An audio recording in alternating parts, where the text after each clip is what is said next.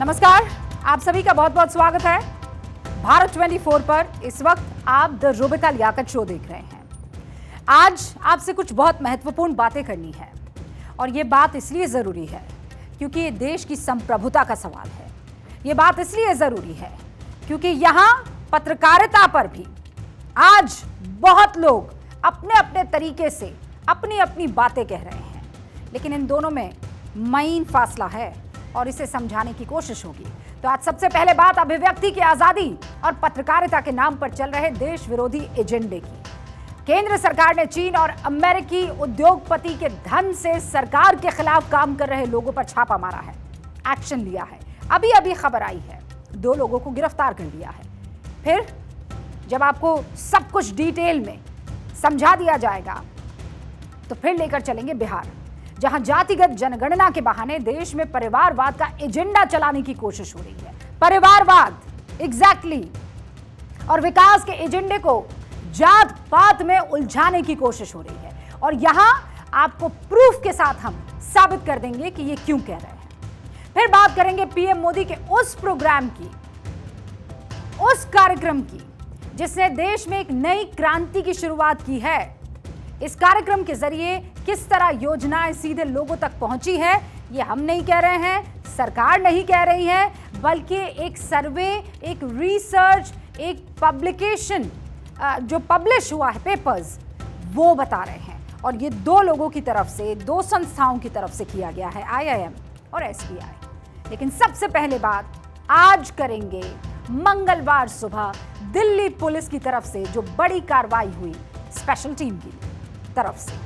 यह कार्रवाई की गई भारत के दुश्मन चीन से जुड़े लिंक्स के चलते। और आज इस रिपोर्ट में बात कार्रवाई किस पर हुई, क्यों हुई, और यह भी कि भारत में रह रहे कुछ लोग कैसे हैं जो जिस थाली में खाते हैं उसी में छेद करते हैं, पड़ोसी से पैसा लेकर। मुझे आपको यह बताने में जरा भी झिझक या डर महसूस नहीं हो रहा कि आज कुछ तथाकथित पत्रकारों पर कार्रवाई हुई है।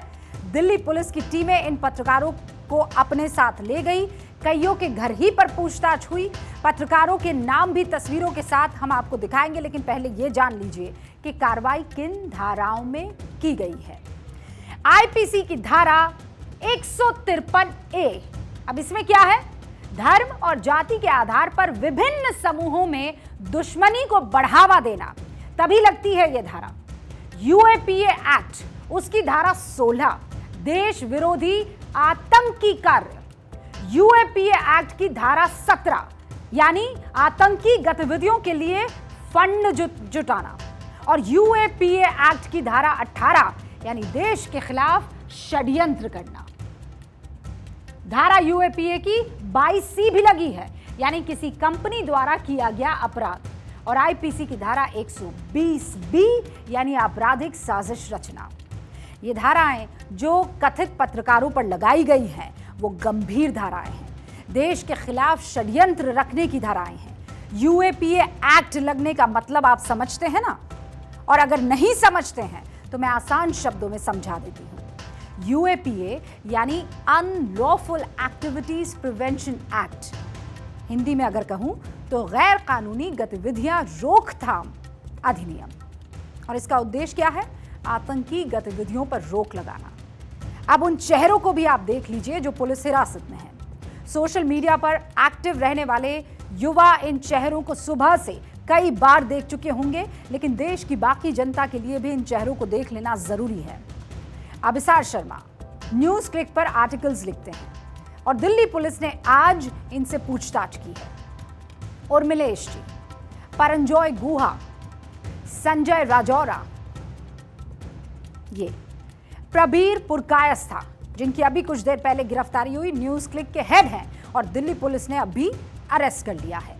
और फिर ओनिंदो चक्रवर्ती और सोहेल हाशमी, ये ओनिंदो चक्रवर्ती को भी अब से कुछ देर पहले गिरफ्तार किया गया।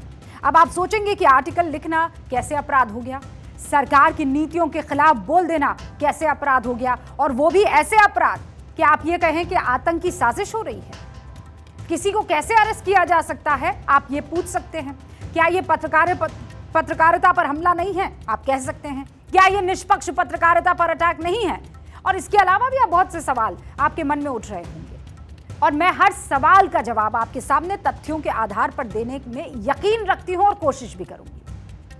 हम हवाई बातें नहीं करेंगे, कुछ तथ्य सबसे पहले आपके सामने। तारीख 5 अगस्त सन 2023 अमेरिकी अखबार न्यूयॉर्क टाइम्स में एक खबर छपती है और इस खबर में बताया जाता है कि भारतीय मूल के अमेरिकी कारोबारी नवील रॉय सिंघम ने चीनी प्रोपेगेंडा बढ़ाने के लिए भारत समेत दुनिया भर की संस्थाओं को फंडिंग की। और नवील रॉय सिंघम कौन है?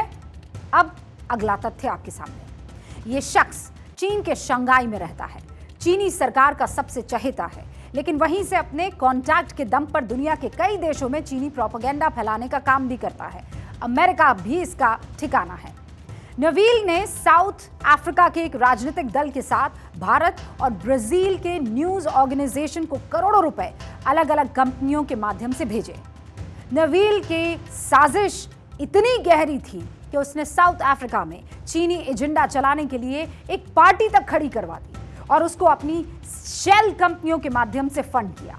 इसके लिए पहले एनजीओ का ढोंग रचा गया, फिर एक स्कूल चलाने वाली कंपनी, एक न्यूज ऑर्गेनाइजेशन और एक पार्टी को करोड़ों रुपए दिए गए।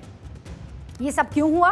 ताकि साउथ अफ्रीका में चीन के इशारे पर नाचने वाली सरकार लाई जा सके। इसके साथ ही नवील ने अपने सहयोगी कंपनियों के माध्यम से भारत में भी एक न्यूज संगठन को फंडिंग करना शुरू कर दिया और इसके लिए पूरी प्लानिंग की गई। कथित तौर पर कुछ ऐसी ही प्लानिंग भारत में भी की गई और भारत में भी फंडिंग पहुंचाई गई, ऐसे आरोप लग रहे हैं। ये फंडिंग किसे पहुंची? ये फंडिंग पहुंची न्यूज क्लिक वेबसाइट और उसके राइटर्स को, लेखकों को।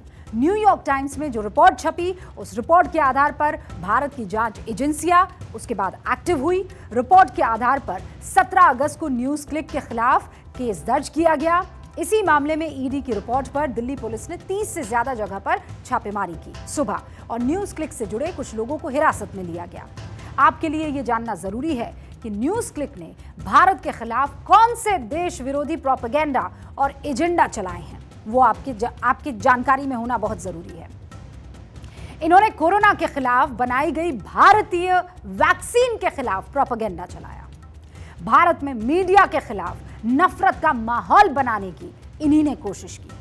पीएम केयर्स फंड के खिलाफ कई स्टोरीज लिखी, रफाल खरीद के खिलाफ स्टोरीज की गई, राम मंदिर निर्माण का विरोध किया, सीएए के खिलाफ जमकर प्रोपेगेंडा फैलाया, सेंट्रल विस्टा प्रोजेक्ट के निर्माण के खिलाफ स्टोरी बनाई, चीनी ऐप पर भारत सरकार ने जो बैन लगाए उसके खिलाफ भी इन लोगों ने स्टोरी की। और ये कुछ बातें हैं जो आपके सामने रखी है। न्यूज क्लिक के देश विरोधी कारनामे की फहरिस्त बहुत लंबी है, मैं बता दूं। अब जब कार्रवाई हुई तो इनके चहेतों को परेशानी हो रही। न्यूज क्लिक वेबसाइट के दिल्ली ऑफिस को सील कर दिया गया, ऑफिस से सबूत जुटाए गए और इस वेबसाइट के खिलाफ यह पहला मामला हो तो आप मुझे बता दीजिए। इससे पहले क्या कार्रवाई हुई थी वो भी आपको बताऊंगी, लेकिन पहले सरकार की तरफ से जो बयान आया है उसे सुन लीजिए। अगर किसी ने गलत किया है तो उसके ऊपर जांच एजेंसियां काम करती हैं और ये कहीं नहीं लिखा कि आपके पास अगर गलत तरीके से पैसा आया होगा, आपत्तिजनक कोई कार्य होगा तो उसके ऊपर कोई जांच एजेंसी कार्रवाई नहीं कर सकती। जांच एजेंसियां स्वतंत्र हैं, वो अपनी कार्रवाई नियमों को देखकर। अनुराग ठाकुर सीधे शब्दों में कह रहे हैं कि जो भी देश के खिलाफ गड़बड़ी करेगा वो बख्शा नहीं जाएगा। और न्यूज क्लिक तो इतिहास रहा है उसका गड़बड़ी करने का। फरवरी 2023 तो मैंने आपको अभी बताया था। फरवरी 2021 में ईडी ने न्यूज क्लिक के ठिकानों पर छापेमारी की थी। ईडी को जांच में मिला था कि 2018 से 2021 के बीच न्यूज क्लिक को 77 करोड़ रुपए बाहर से मिले। उस वक्त भी प्रबीर पुरकायस्थ के ठिकानों पर छापेमारी की गई थी। ईडी के शिकंजे से बचने के लिए ही प्रबीर पुरकायस्थ दिल्ली हाईकोर्ट पहुंचे और हाईकोर्ट ने 7 जुलाई 2021 को गिरफ्तारी पर रोक लगा दी। फिर सितंबर 2021 में यानी करीब 2 साल पहले इनकम टैक्स विभाग ने न्यूज क्लिक के ऑफिस पर रेड की थी। टैक्स चोरी के आरोपों पर यह कार्रवाई की गई थी। पुरकायस्थ की गिरफ्तारी पर लगी रोक के खिलाफ 22 अगस्त को दिल्ली हाईकोर्ट ने न्यूज क्लिक के एडिटर प्रबीर पुरकायस्थ को नोटिस जारी किया था। दिल्ली पुलिस के इकोनॉमिक ऑफेंस ऑफिसर्स विंग जो है उसकी याचिका पर यह जो नोटिस है वो जारी हुआ था। दिल्ली पुलिस ने हाई कोर्ट से अपने अंतरिम आदेश पर रोक लगाने का अनुरोध किया था और यह अनुरोध इसलिए किया गया ताकि न्यूज़ क्लिक के खिलाफ मिले सबूतों पर सख्त कार्रवाई की जा सके और अब सख्त कार्रवाई हुई भी है। यह कार्रवाई एक गैंग के कुछ गुर्गों के खिलाफ हुई है और मैं ये क्यों कह रही हूं, इसके पीछे की वजह भी है। कुछ स्क्रीनशॉट्स आपको दिखाते हैं। ये वो लोग हैं जो गला फाड़ फाड़ कर चिल्ला रहे कि फ्रीडम ऑफ प्रेस पर खतरा है। देख लीजिए ये कौन कौन से चेहरे हैं, मैं नाम नहीं लेना चाहती हूं, लेकिन आप इनके ट्वीट्स को देख लीजिए। मैं समझता हूं इससे ज्यादा दुर्भाग्यपूर्ण और दुर्भावनापूर्ण कार्रवाई ठीक गांधी जयंती के पश्चात कोई नहीं हो सकती थी। क्यों कह रहे हैं आप? दिल्ली पुलिस गृह मंत्री के अंदर है, उनकी मर्जी के बगैर पत्ता हिलता है। जो लोग आपसे सवाल पूछें, जो आपकी भजन मंडली में शामिल होने से इनकार करते हैं, आप उनके साथ, ये आपका स्टैंडर्ड ऑपरेटिंग प्रोसीजर हो गया। एक फासिस्ट स्टेट की जितनी उसके अवयव होते हैं सब आप में विद्यमान है। देखिए ये अपने आप में बहुत बड़ा प्रहार है लोकतंत्र के चौथे स्तंभ पे, पत्रकारों की स्वतंत्रता पे। सरकार के खिलाफ वो लिखते पढ़ते हैं, आवाज उठाते हैं, इसके कारण से ये कार्रवाई लोगों के खिलाफ की जा रही है। अब इन दोनों महानुभावों को, इन दोनों ही बड़े नेताओं को ये कौन बताएगा कि न्यूज़ क्लिक के लिए तो बहुत से दूसरे पत्रकारों ने भी आर्टिकल्स लिखे हैं। सरकार ने उनके खिलाफ कोई ईडी रेड क्यों नहीं की? उनके खिलाफ किसी तरह की कोई स्पेशल टीम क्यों नहीं पहुंची? उनके घर पर छापेमारी क्यों नहीं हुई? अब मैं इन तमाम लोगों से पूछना चाहती हूं कि जब इंडिया गठबंधन ने सवाल पूछने पर देश के 14 एंकर्स पर बैन लगाया था तो कौन खड़ा हुआ था? कौन G14 के साथ या उस ग्रुप ऑफ 14 एंकर्स के साथ खड़ा हुआ था? तब कहां थे ये लोग? तब कहां गई थी पत्रकारिता की सर्टिफिकेट और पत्रकारिता की आड़ में फ्रीडम ऑफ स्पीच को दबाने की ये जो रोना और ये जो पुराण ये लोग गा रहे थे, तब कहां था? तब ये लोग खिल्ली उड़ाने लगे थे, बड़े बड़े वीडियोस बनाए जा रहे थे, लिस्ट को साझा किया जा रहा था, ही हा हा हु किया जा रहा था। और आज जो ट्विटर पर हंगामा मचा रहे हो जैसे सब कुछ तबाह हो गया है, बर्बाद हो गया है। इन G14 एंकर्स के खिलाफ कौन सी जांच हुई थी जिसमें ये गिल्टी पाए गए थे? कौन सा ऐसा आपके पास प्रूफ था कि आप ये कह सकते थे कि ये एंकर्स जो हैं एक ही तरह का जो आप आरोप लगा रहे हैं काम करते हैं? हवाई आपको किसी तरह ज्ञान हुआ और आपने अगले दिन वो लिस्ट जारी कर दी।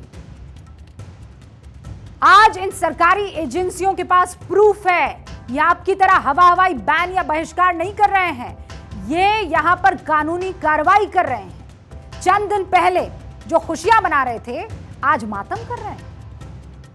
देश के 14 एंकर्स को किस बेस पर बैन किया था? गलत को गलत कहा तो इंडिया गठबंधन ने बैन लगा दिया। क्यों? किस कसौटी पर तौलकर 14 एंकर्स पर बैन लगाया?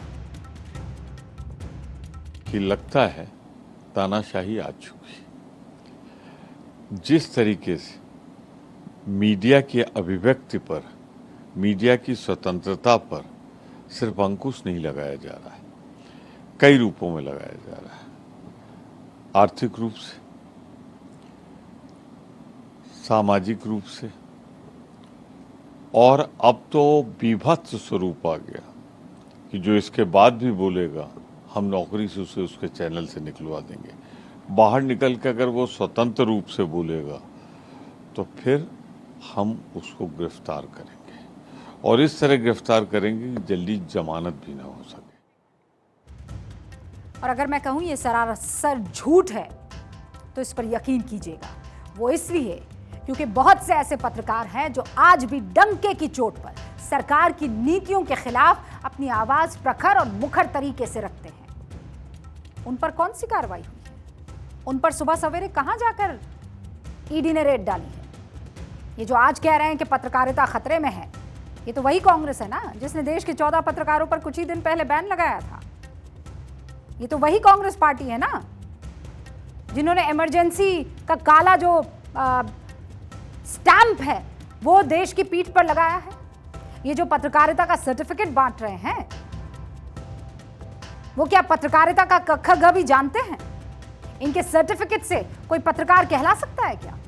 जो आज कह रहे हैं कि आज बाकियों तक भी पहुंचेगी, आग आज आपके घर में लगी है, उनके घर में देख रहे हैं, कल को तुम्हारे घर में भी लगेगी। मैं पूछना चाहती हूं, वो आग बाकियों तक पहुंचेगी और कैसे पहुंचेगी? क्या सभी इन चंद नामों की तरह बिके हुए हैं? और जो कह रहे हैं कि सरकार को मुखालिफत से दिक्कत है, अरे बताइए ना, सरकार का विरोध करने वाले कितने पत्रकारों पर कार्रवाई हो गई है? कितने पत्रकारों को पुलिस ने हिरासत में ले लिया है? और मैं किसी का नाम नहीं लेना चाहती, बस इतना कहना चाहती हूं कि ये आज मुझ तक, मेरे जैसे हजारों ईमानदार पत्रकारों तक नहीं पहुंच सकती है, जिसका आज आप डर दिखाने की कोशिश कर रहे हैं। इसलिए नहीं पहुंच सकती है क्योंकि हम अपना काम ईमानदारी से करते हैं। सरकार का विरोध भी करते हैं तो किसी दूसरे देश से पैसे लेकर नहीं करते हैं। सरकार की तारीफ भी करते हैं किसी कदम पर तो किसी से पैसे लेकर नहीं करते हैं। मैं डंके की चोट पर कहती हूं, और मेरी तरह हर वो पत्रकार जिनको आपने बैन किया है और जिनको आप अजीब और गरीब सर्टिफिकेट देते हैं, कोई भी एक पैसे का आरोप नहीं लगा सकता है। किसी विदेशी एजेंडे के लिए पैसा लेकर देश की मुखालिफत करने का आरोप नहीं लगा सकता है। कोई ये साबित नहीं कर सकता है। और मैं चैलेंज देती हूं, बहुत आपकी ट्रोल आर्मी इधर उधर इलाके में घूम रही है और सोशल मीडिया पर बहुत बड़े बड़े लेख लिखे जाते हैं। मैं आपसे कह रही हूं, मैं रूबिका लियाकत एक पत्रकार हूं और देश को चाहने वाली पत्रकार हूं। किसी दूसरे देश से या यहां बैठे किसी भी शख्स से अगर पैसे लेकर देश की मुखालिफत या देश की तारीफ कर रही हूं तो आप डालिए रेड मेरे घर पर, क्योंकि मेरा धर्म, मेरा ईमान, सब कुछ हिंदुस्तान है। ये बहुत क्लियर है। और यहां पर आप उन लोगों का साथ ले रहे हैं और उन लोगों का साथ दे रहे हैं जिन्होंने पहले तो हिंदुस्तान को नीचा दिखाने की कोशिश की और वो नीचा दिखाने के लिए भी अपनी जेब भर रहे थे। उनको कोई मतलब नहीं था ना तो सरकार की छवि से और ना ही देश की छवि से। और अब जब उनके ऊपर बिल्कुल कायदे से कार्रवाई हो रही है तो सबका खून खौल रहा है। कानून पर विश्वास रखिए, दूध का दूध, पानी का पानी होने तो दीजिए अपना सर्टिफिकेट बांटने से पहले। अब आगे बढ़ रहे हैं क्योंकि आजकल कुछ बातें बहुत जोर शोर से कही जा रही है जिनमें जाति, आबादी, हक, गरीबी, आरक्षण, अगड़ा, पिछड़ा शब्द बार बार लिए जा रहे हैं। इन सब शब्दों का मतलब है 2024 से अगले आम चुनाव के एजेंडा से। जाहिर है सबका निशाना इस चुनाव में अपनी सियासी हिस्सेदारी सुनिश्चित करना होगा। नारा भी दिया जा रहा है, जितनी आबादी उतना हक। बिहार जातिगत जनगणना कराने वाला पहला प्रदेश जो बना है, उसके मुताबिक बिहार में 13 करोड़ की आबादी में अति पिछड़ा वर्ग और ओबीसी, अगर पिछड़ा वर्ग मिला दिया जाए और अति पिछड़ा वर्ग मिला दिया जाए तो लगभग 61% के आसपास यह आंकड़ा बैठता है। अति पिछड़ा वर्ग 27.13%, अत्यंत पिछड़ा वर्ग 36.01%, अनुसूचित जाति 19.65%, अनुसूचित जनजाति 1.67%, अनारक्षित या जनरल 15.52%। अब यही मांग अब पूरे देश में उठ रही है। पेंडोरा बॉक्स खुल गया है। हर राज्य में विपक्षी दल, खासकर INDIA गठबंधन वाले, इसकी मांग कर रहे हैं कि जातिगत जनगणना होनी चाहिए।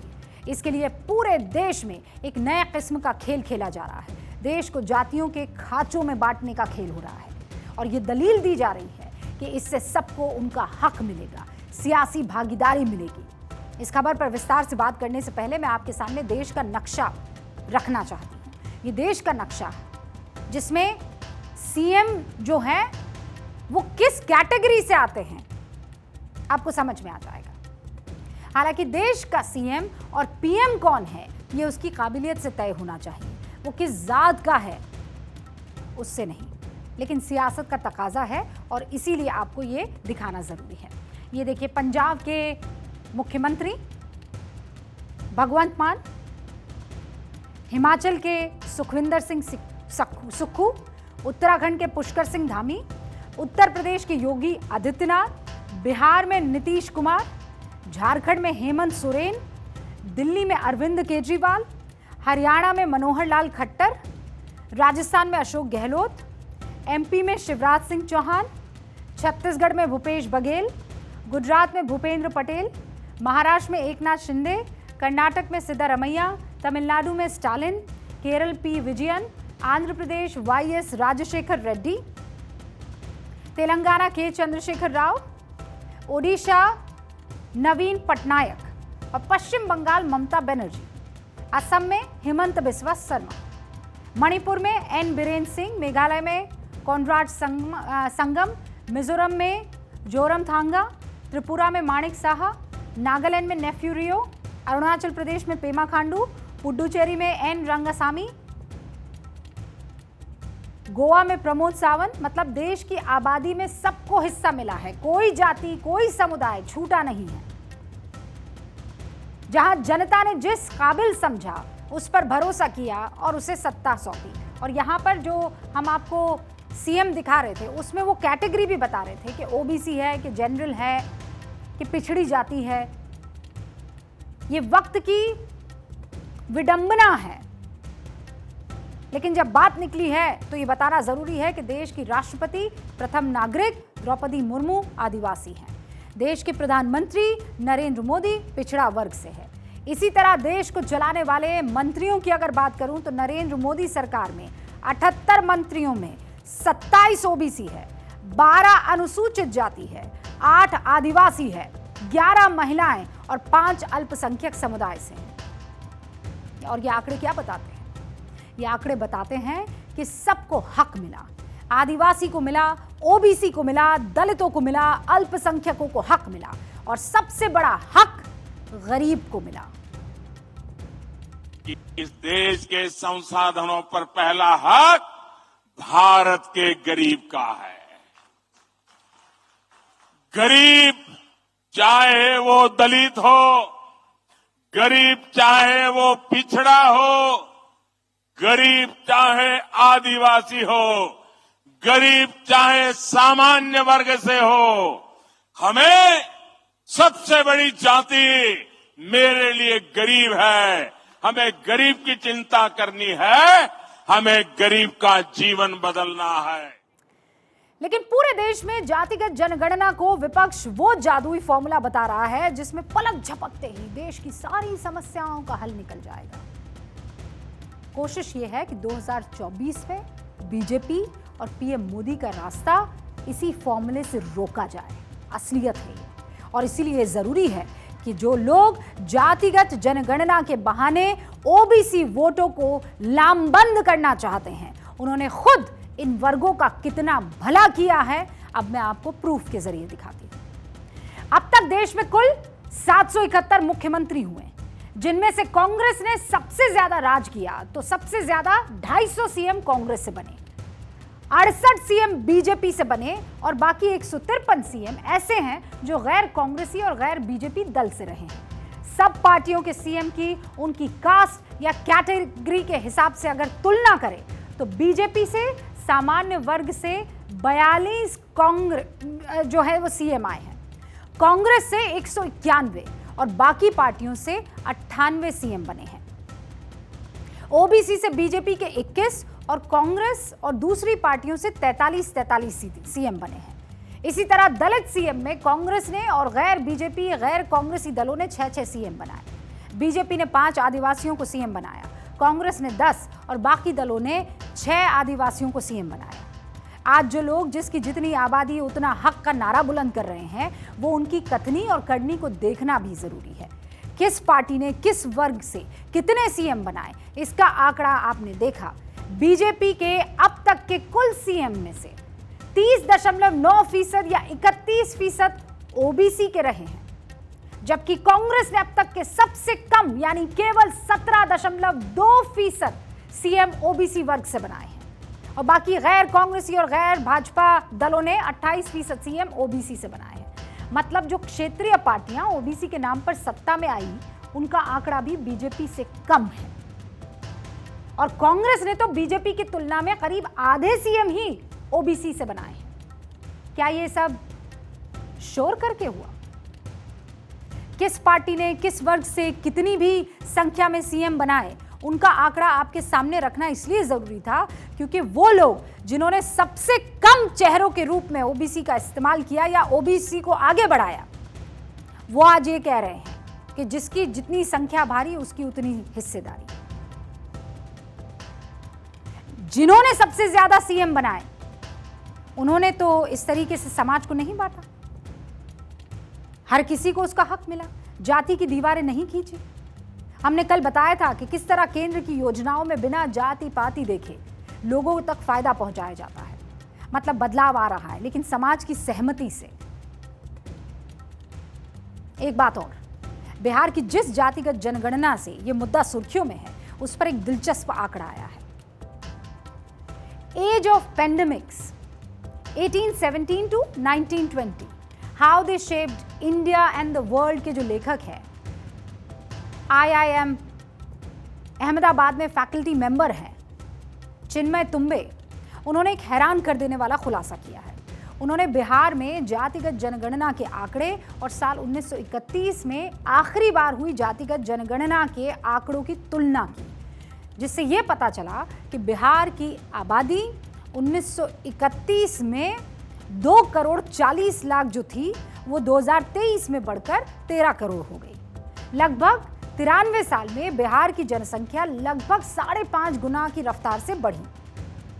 इनमें 1931 में हिंदू 85.2% थे, जो 2023 में घटकर करीब 82% रह गए। 1931 में मुस्लिम 14.6% थे, जो अब 17.7% है। देखिए, घटता बढ़ता आंकड़ा आप देख लीजिएगा, कंपेयर कर लीजिएगा। मतलब तब हिंदू और मुस्लिम दोनों की सम्मिलित आबादी 99.8% थी, जो अब 99.7% है। इनमें जिन जातियों की संख्या घटी है वो कौन कौन सी है, उस पर गौर कीजिएगा।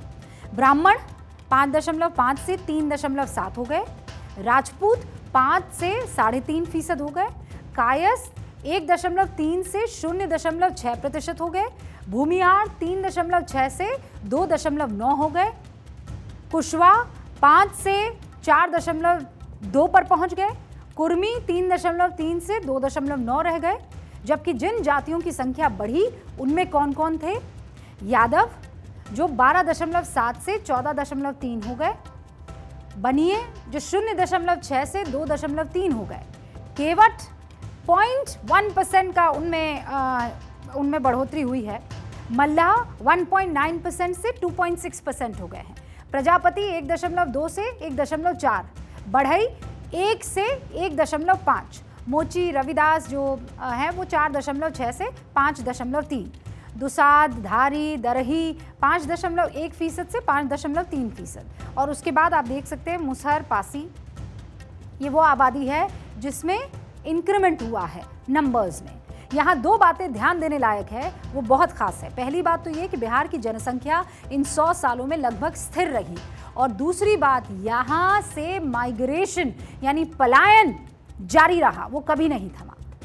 चिन्मय तुम्बे ने एक बात और बताई, उस समय बिहार ओडिशा का ही हिस्सा हुआ करता था, तो उस हिसाब से 1931 में बिहार के 10 जिले और मौजूदा बिहार के 10 जिलों की जो जनसंख्या है उनके आंकड़े मैच करते हैं 99%। यानी उस वक्त जो पॉपुलेशन सेंसस हुआ था, जातिगत जनगणना हुई थी, उस समय बिहार ओडिशा का ही हिस्सा हुआ करता था। तो 1931 में आज जो बिहार है और उस वक्त जो बिहार ओडिशा का हिस्सा हुआ करता था, वहाँ के 10 जिले और मौजूदा बिहार के 10 जिलों का आंकड़ा जनसंख्या को लेकर 99% मैच करता है। मतलब इन 93 साल से ये जिले वहीं के वहीं खड़े हैं।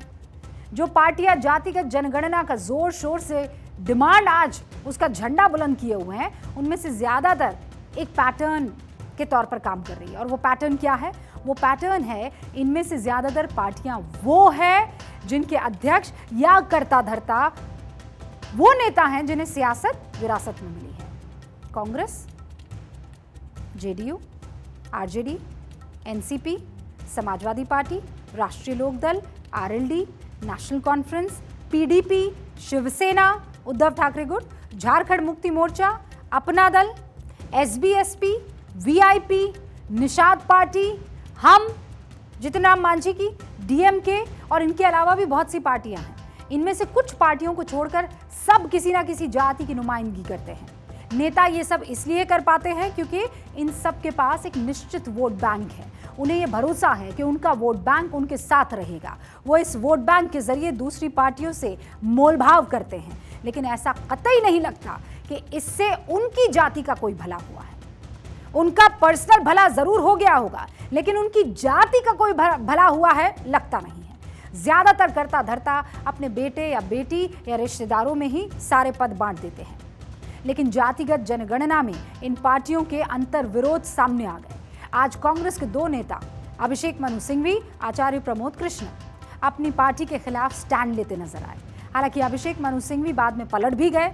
मतलब पार्टियां अपने सियासी फायदे के लिए भले ही देश को जातिवाद की आग में झोंकने की कोशिश करें, लेकिन उनके अपने ही लोग इस एजेंडे पर सवाल उठा रहे हैं। क्योंकि देश में हर चीज अगर जाति से ही तय होने लगेगी तो फिर योग्यता का क्या फायदा, बताइए। हम ये नहीं कह रहे हैं कि जो लोग पिछड़े हैं उन पर ध्यान ना दिया जाए, ध्यान देने की जरूरत है, बिल्कुल जरूरत है। लेकिन यह भी ध्यान रखना होगा कि नारा जितनी आबादी उतना हक नहीं, बल्कि जितनी मेहनत उतना हक होना चाहिए। और अब अगली खबर।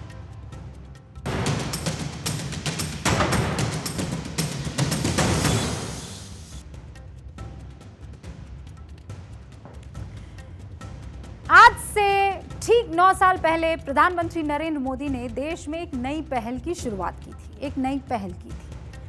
इस कार्यक्रम को किए हुए अब पूरे 9 साल हो गए हैं। डिजिटल युग में पीएम मोदी ने रेडियो को चुना अपने मन की बात कहने के लिए। तब बहुत से लोग और विपक्ष इस पर सवाल भी उठा रहे थे कि आज टीवी को छोड़ के रेडियो पर मन की बात कौन सुनता है और कौन सुनेगा।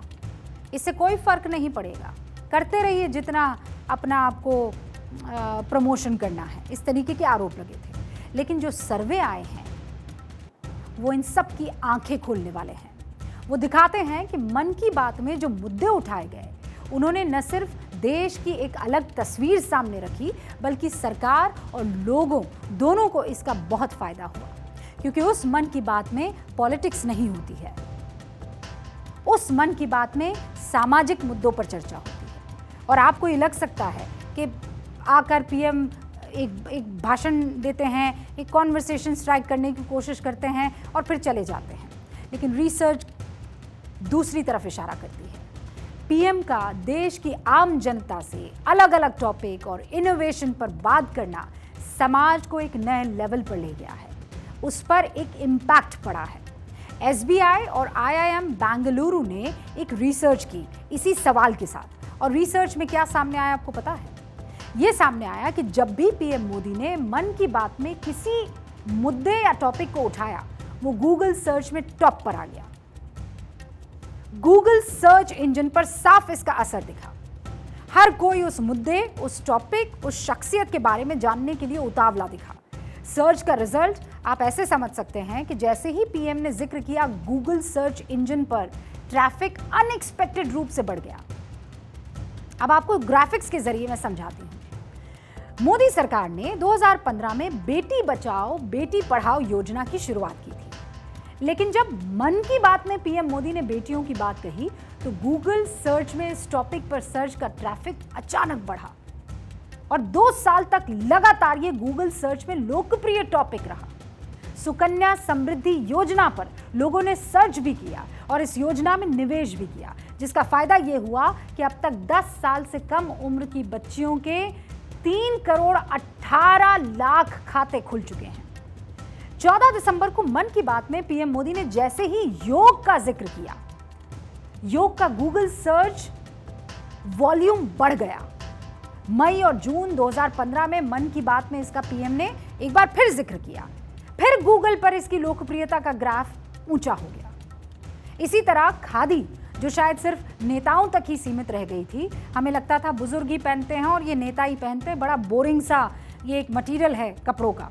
मन की बात के एपिसोड में खादी की लोकप्रियता को कैसे बढ़ाया गया, वो उसका डेटा आपके सामने है। खादी की बिक्री में 332% से ज्यादा का इजाफा हुआ जब पीएम ने मन की बात में उसका जिक्र किया।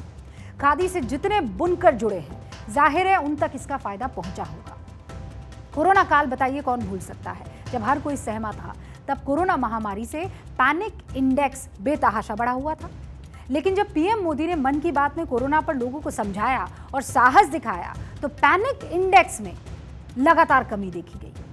पीएम मोदी के मन की बात का इंपैक्ट इसी से समझिए कि चाहे कोई योजना हो या देश के टूरिज्म का प्रमोशन, पीएम ने जैसे ही उसका जिक्र किया उसमें इजाफा हो गया।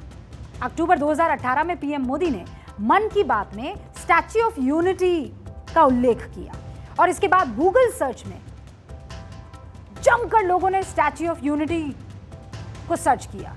इनफैक्ट उसे देखने की भी रफ्तार लोगों की बढ़ गई। जैसे ही पीएम मोदी ने मन की बात में स्वामी विवेकानंद का जिक्र किया तो सर्च वॉल्यूम में 25% की बढ़ोतरी देखने को मिली। केंद्र सरकार ने मुद्रा लोन योजना शुरू की थी, लेकिन मन के बाद में पीएम ने 15 नवंबर को जब इस योजना का उल्लेख किया तो गूगल सर्च में ये योजना भी बहुत आगे की तरफ बढ़ गई। सर्च में मतलब योजना तो थी, लेकिन प्रसार मन की बात से मिला। भारत का स्वदेशी अनाज, जिसका अब सारी दुनिया में डंका बज रहा है। मोटा अनाज हमने आज से पहले कब सुना था? मोटे अनाज की लोकप्रियता भी मन की बात में जिक्र आने के बाद काफी हद तक बढ़ गई। 2022 से पहले बाजरे को लेकर ना के बराबर सर्च हुआ था या होता था, लेकिन जैसे ही पीएम ने मन की बात में इसका जिक्र किया तो तेजी आई और इसकी डिमांड भी बढ़ी। और डिमांड कैसे बढ़ी? 0.026% से बढ़कर 55.77% हो गई। 332% की बढ़ोतरी दर्ज की गई। तो पीएम मोदी के मन की बात का ये कमाल है, ये मुहिम है जिनको उन्होंने कभी नहीं रोका। मन की बात के एक एपिसोड में याद कीजिए पीएम ने कहा था, मेरे लिए मन की बात एक कार्यक्रम नहीं है, आस्था, पूजा, व्रत है। जैसे लोग ईश्वर की पूजा करने जाते हैं, प्रसाद की थाल लाते हैं, मेरे लिए मन की बात ईश्वर रूपी जनता जनार्दन के चरणों में प्रसाद के थाल की तरह है। मन की बात मेरे मन की आध्यात्मिक यात्रा बन गया है। मन की बात स्व से समष्टि तक, समष्टि की यात्रा है। अहम से वयम की यात्रा है। ये मैं नहीं, तू ही संस्कार साधना है। लगातार 9 साल से पीएम मन की बात कर रहे हैं। लोगों से अब इतना जुड़ चुके हैं कि कई बार वो मन की बात करते करते भावुक हो जाते हैं। और इसका जिक्र भी पीएम ने मन की बात के 100वें एपिसोड में किया था। 25-30 साल से निर्धन बच्चों को पढ़ा रहा है, कोई गरीबों की इलाज में मदद कर रहा है। कितनी ही बार मन की बात में इनका जिक्र करते हुए मैं भावुक हो गया हूं। आकाशवाणी के साथियों को कितनी ही बार इसे फिर से रिकॉर्ड करना पड़ा है। आज पिछला कितना ही कुछ आंखों के सामने आए जा रहा है। देशवासियों के इन प्रयासों ने मुझे लगातार खुद को खपाने की प्रेरणा दी है। पिछले दिनों आईआईएम रोहतक ने एक रिपोर्ट जारी की थी जिसमें यह बताया गया कि मन की बात देश के 100 करोड़ श्रोताओं तक पहुंच चुकी है। मन की बात के 23 करोड़ नियमित श्रोता हैं। देश की 96% जनता इस लोकप्रिय रेडियो कार्यक्रम से परिचित है। मन की बात से 60% लोगों की राष्ट्र निर्माण में दिलचस्पी बढ़ गई है। 73% लोग ये महसूस करते हैं कि देश सही दिशा में अग्रसर है।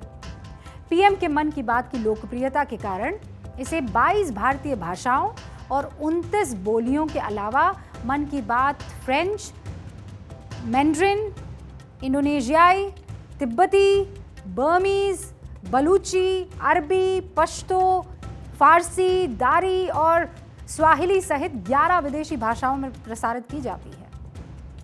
आईआईटी रोहतक और एसबीआई और आईआईएम बेंगलुरु की रिसर्च रिपोर्ट में ये सिद्ध होता है कि मन की बात अब जन आंदोलन है।